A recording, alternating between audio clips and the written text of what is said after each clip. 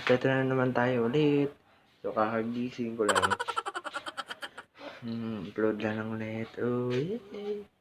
Malapit na Pasko. So, ngayon, papakita ko ngayon yung unboxing natin yung crank na binili ko na FSA. Ito siya. Ayan. Ayun. Ito naman, diba? Ayan. Ayan. So, papakita natin siya ngayon.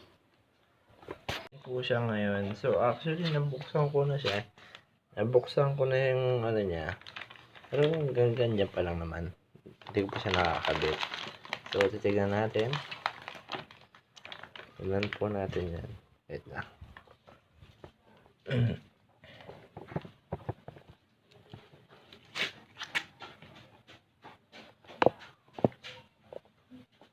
Yan na, bubuksan natin guys. Bubuksan natin. So, made in Taiwan siya. Made in Taiwan.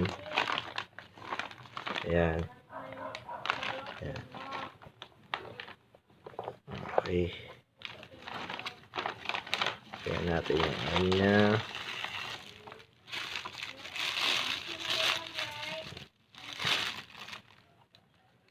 Wow!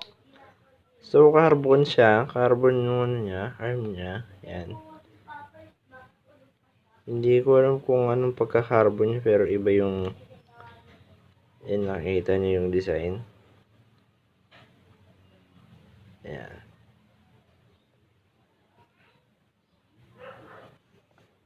Date pa. Ayan. Tingnan natin siya dyan. Ito naman yung chain ring niya. Wow! Ganda. Carbon din yung arm niya. Alloy yung chain ring niya. So, ang tip niya ngayon, 5339. So, yan talaga yung nahanap ko.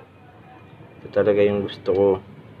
Kasi ito yung pangbakbakan na sprintan. Pag ito. So, ang ganda niya. Yan. Dito ko nagagandahan kasi yung bolt niya. Tignan nyo guys. May nakalagay na FSA. FSA. Full speed ahead. So, nakita nyo naman sa chain ring niya. May ang ganda ng pagkakagawa sa kanya. Pulidong-pulido. Ayan. Hindi siya nga pala. Hollow tank. Ano siya? Octalink yung tawag sa kanya. Ayan. Magaan siya. Pero hindi ko alam kung ano eksaktong weight niya. Ayan. Ang size ng crank arm natin is 170. Ayan. 170. Ayan. Sakto yan sa akin. Nakakita niyo yung pagka-carbon niya. Yan yung pagka-carbon niya. Ayan. Solid, diba? Solid. So, tignan naman natin yung crank arm. Crank arm. Yung BB. Ito yung BB niya. Ayan. Buksan ko na rin siya. Pero tinignan ko lang naman eh. Ayan. Ow! Medyo mabigat. What? What the fuck? Kaya lang, carbon nga yung crank mo. Bigat naman eh ito. Hindi ko alam kung anong weight pero medyo mabigat talaga. Ayan. Ayan yung niya. Silvering na rin siya. Kasama ng bolts. At nakalagay ay ISIS drive. Yan, yung itsura niya. Solid. Yan, yung itsura niya. May grasa-grasa pa sa loob. Yan. Smooth. So, ayan na. Kabit na natin. Kabit na natin siya. Kabit na natin siya dito. Yan. Tingnan natin kung ano yung magiging itsura niya. Kabit na natin. So, yan yung baby.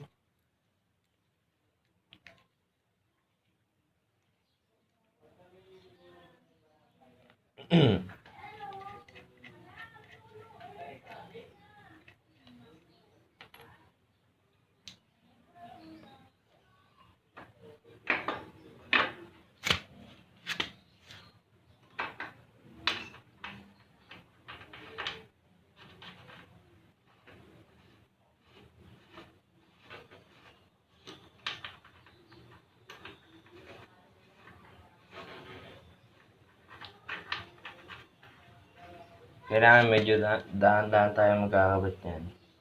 Kasi baka masira yung thread. Yung ano eh. Kaya kailangan dahan-dahan natin. So actually, hindi ko pa naman siya ikakabit ng gusto.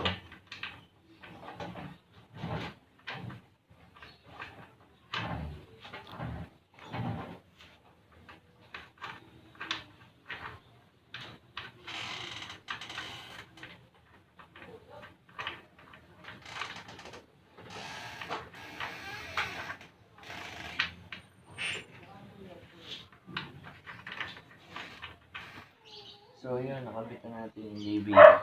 Okay na. So ganyan muna natin siya ilalagay kasi wala akong gamit pang ano eh. Pang sikip pa eh. Ayan. Ayan. Ayan yung ano niya. Ayan. So, lalagay na natin yung crank arm. Ayan yung crank pala.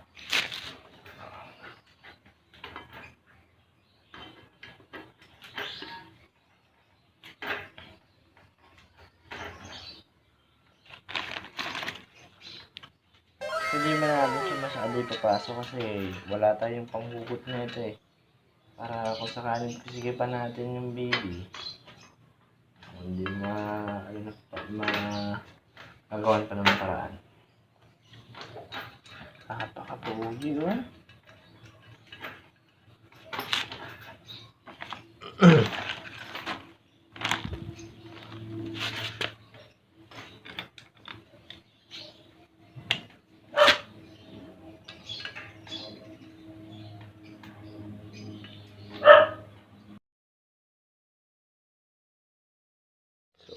Nakabit niya natin yung ano.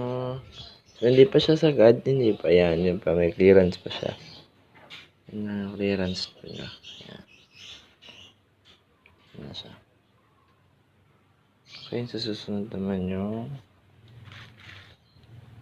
arm na isa. Check natin.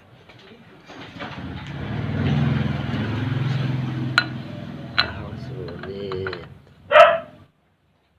Makita niyo yung pagkakarbon. Yan, yung tsura na carbon niya, guys. Magaan siya. Yan.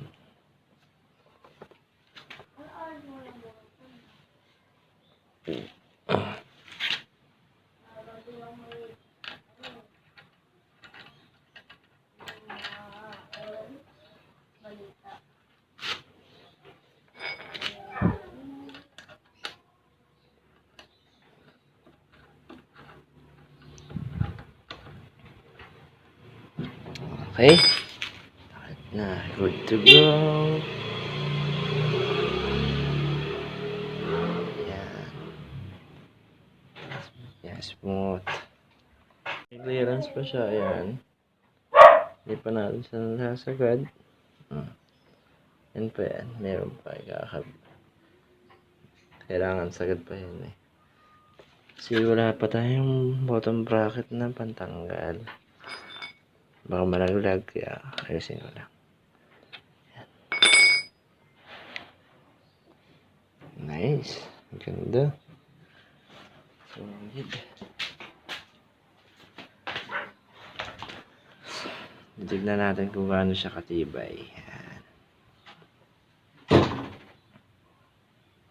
So, pag nasubukan natin, titignan natin kung gaano siya katibay.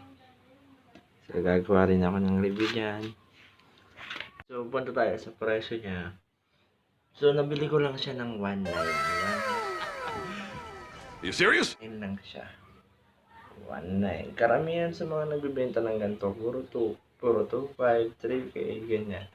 So, nabili ko lang siya ng 1.9. Nabili ko siya kay Joel Madlambayan. Hindi ko alam yung pangalan ng bike shop niya, pero PM nyo na lang sa Facebook, Joel Madlang Bayan. Yan. So, doon ko siya nabili at solid siya. Solid ka nga niya. Unang inaanap niya sa akin is 5034. So, masyadong maliit. Parang naano ko ng maliit yung niya, chainring niya. Kasi ito talaga yung gusto ko, 5339. Sakto sa pangakayatan, sakto sa sprint, saka ang ganda rin. 54 naman, hindi naman siya Octalink. Pero hindi ko rin sigurado kung kaya din siya. Ano naman siya, Halotech naman siya. Yun ang din kinagandaan niya, Halotech din siya. Pero hindi ko siya nakita kung carbon ba o hindi. Ayan. Pero dito talaga ako. Solid. Ang gaan sa smooth siya. Yung kasama ng BB, napakamura niya guys. Check nyo yung niya. Kung gusto nyo na kita si Joel Maglambayan, search nyo lang sa FB. Tapos, PM nyo lang siya. Tanong na kayo ng mga bike parts na gusto nyo. Marami siyang tinda. Actually, hindi ko lang naano yung bike shop na nila. Tanong kung ano pangalan. Pero, sorry guys. Thumbs up ako doon. So, napakamura niya. Biruin mo, 1.9 makakabili ka ng carbon arm and alloy and ganda. Kasama na libi niyan guys. Napakamura niya. Check nyo na lang sa FB yung message siya. Ayan. Solid. So, ito na. Gagawa na natin ng natin sa montage.